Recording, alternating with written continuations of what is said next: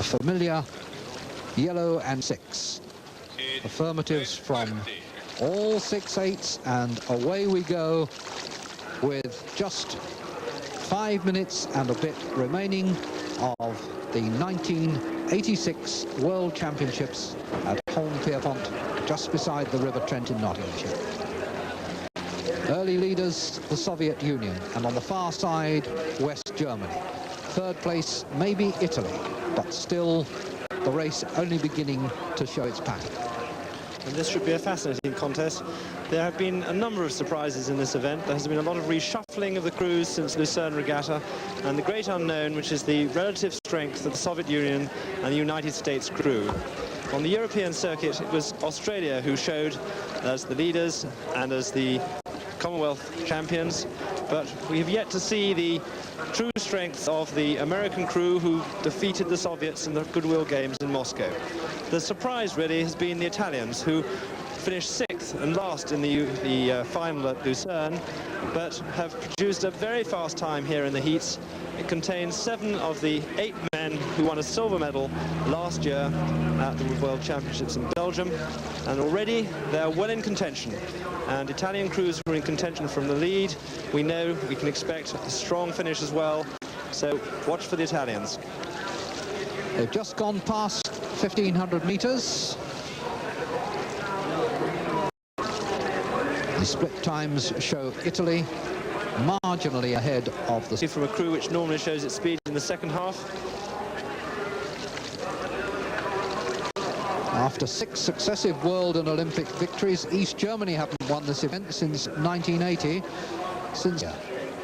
They've had some changes in the order, but only one newcomer. That's the bowman, Zigmantas Karauskas. There's the Italians. The one newcomer there also. East Germany in lane 5, also in contention. Australia not to be forgotten in lane 1. This is a very fast start, very fast time once again. 1,000 meters, and it's the Soviet Union who've come through and picked up perhaps another second or so on the field in that second quarter of the race. Soviet Union from Australia, from Italy, from East Germany is the order. These are the good conditions for the Australian 8.